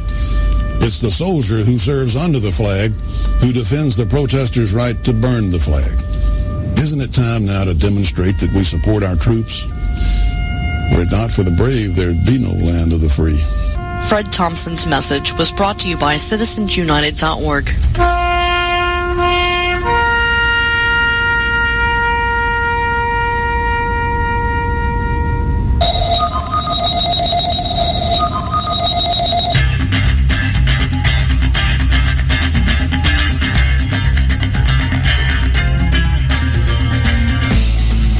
Hey, we're back, and you're listening to the Conservative Syndicate, real conservative talk from real conservatives. I want to get right back here to Don Dix from Act for America doing his weekly segment with us, and we're talking about these ties that are becoming a little bit more apparent, especially regarding the Clinton campaign. You know, one of the things that has really been kind of sticking out to me, ever since Obama came in office, actually, it became apparent to me, is that there is some motivation, some either ideological, political, I don't know exactly what it is, but there's some association, some reason why all of a sudden Islam has become such a hot button in terms of the left wanting to defend it. You would think that, you know, we on the right are the ones that they call the Nazis, and we're the ones that, you know, we want to just clamp down, and we just want the white Protestant people with their guns and religion to be able to rule everything and run everything. And you would think that Islam would be so counter to the leftist culture and the paradigm of what they believe to be what freedom is and everything else. And I guess that's really what perplexes me as to why there would be such strong ties between the Clintons, Obamas, and people like Huma Abedin. Do you have any idea about that, Don? I've got some, I think, I got some pretty strong, I'll call them guesses, but I think it goes beyond a guess. I believe the nexus of this story, where the movements like the political movement of the Muslim Brotherhood, or ideologies like those within Islam, whether it's Wahhabist or Islamic states like Iran, I believe the nexus of this lies with the work of Trevor Loudon. Have you ever had Trevor Loudon on your show? No, I have not. He is somebody that I would highly recommend, because when you take the body of Trevor Loudon's work, which is the documentation of the infiltration of all of our systems, academia, entertainment, government, media, by the communist and socialist movement in America, because a lot of people thought when the communist movement in Russia was defeated in the Cold War, America went to sleep when it came to communism, but communism never slept. It morphed into a whole different approach to the destruction of Western civilization. I mean, it's no secret that we have Marxists and Leninists and Stalinists and communists and socialists that have come out of the closet in our university systems and have been indoctrinating our students into these ideologies. It's the whole root of the Black Lives Matter movement, of all of these sort of anti-American movements that keep coming out of the college campuses. Remember, when Donald Trump did his speech at the University of Chicago in Barack Obama's hometown, the virulent reaction that they had on that campus. You had Bill Ayers come out. You had, right. And a lot of what happened on that campus was never accurately reflected in the media. You literally had people being attacked in that parking garage. And that's what happens at a lot of these Donald Trump campaigns. You literally have these brown shirts, these Marxists that are emerging out of, whether it's Latin American countries that are here, as happened at the Donald Trump rally in Costa Mesa. We know in Santa Ana, California, we've got these huge enclaves of these Marxist sort of revolutionary kids that are so anti-American that when you have somebody like Donald Trump that's talking about shutting down immigration and making sure that people get vetted, they rally in opposition to this. Trevor Loudon has documented the individuals within government that have their roots, like Judy Chu and Maxine Waters and Luis Gutierrez, and the two individuals we now have, the two Muslims who, one from Minnesota, and I forget the other one, Andre Carson.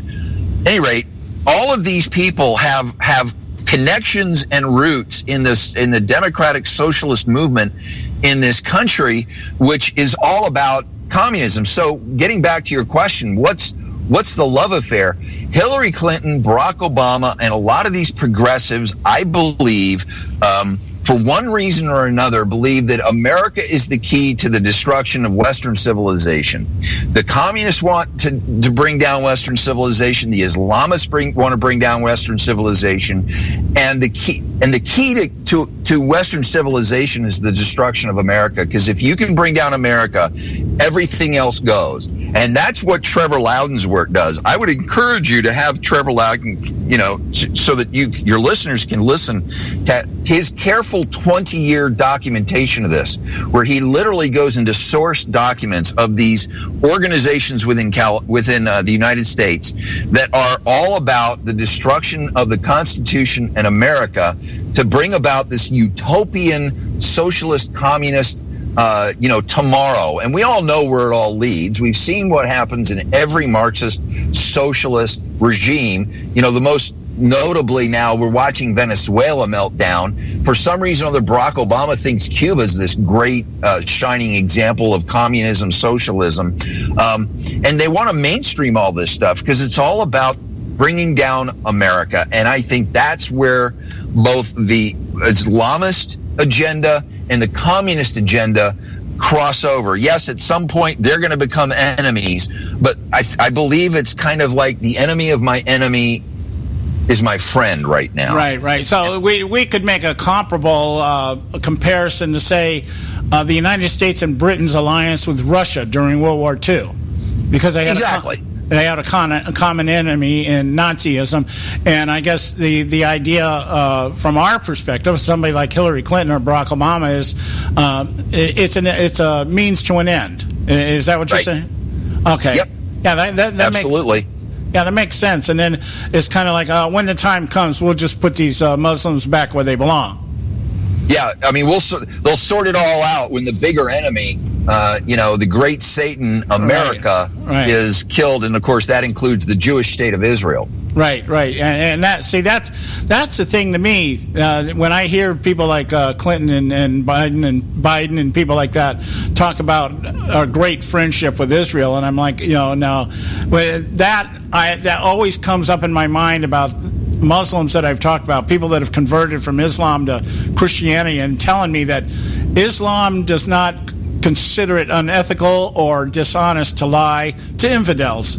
And so, and I'm like, okay, we know this, but the people that they're dealing, I guess even if Obama knows this, it's kind of like it doesn't really make any doesn't really make any difference, because in the end, we're still Americans. We'll still come out on top. We'll divvy it all up, and they might get a little bit, but we'll still be the show. I guess that's how they're looking at it. It's just very intriguing to me how you could go with something that's so diametrically opposed to what they really want, and think that there's not going to be a price to pay for that. Anyway, Don, we're out of time here. I wanted to give you a moment to plug your show, what you're doing. Well, I guess there's two. We have the Jen and Don show that airs daily between 6 and 7 in California on AM 590 The Answer. Folks want to tune into that, they can either go on their computers, am590.info, and listen to the show stream, or they can download the app and listen to all the great hosts, including that are featured there, as well as on the weekends. We've got the Unite IE radio show, and the core of our work of exposing Islam's agenda in America is documented on actforamerica.org, where folks can go to support that work and that message in making people aware here in the United States of both the cultural as well as, of course, the violent jihad that's unfolding here and across the world. So both of those places are, where people can get more plugged into this information. Thank you so much for that opportunity, John, and thanks for the opportunity to be with you today. Yeah, and I hope you guys enjoy your vacation, and we'll talk to you when you get back. Have a great day, and my best to you and Joe. All right. Take care. Okay, guys, we're at the end of the show here, and we'll be back tomorrow, same time, 3 o'clock out here in the West Coast, 6 o'clock out in the East Coast, where it's prime time sometime, all the time, somewhere. We love you guys. We thank you so much for taking the time to listen to us, and we look forward to bringing you the best, what we believe the best in conservative talk radio. We'll see you tomorrow.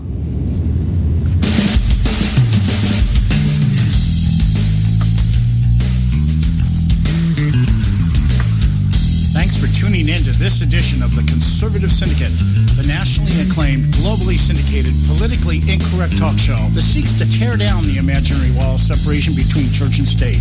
We want to make you aware you can find and access all our show archives at our website, theconservativesyndicate.net, as well as our broadcast stations and times. That's theconservativesyndicate.net. We so appreciate you taking the time to tune in, and we so look forward to continuing to bring you the best in uncompromised talk radio available on the net today. And remember, folks, it doesn't matter how many times you get knocked down in life. It only matters how many times you get up. I'm John Matthews, along with Joe Hayko, signing off until next time right here at the Conservative Syndicate. God bless you, and may God continue to bless America.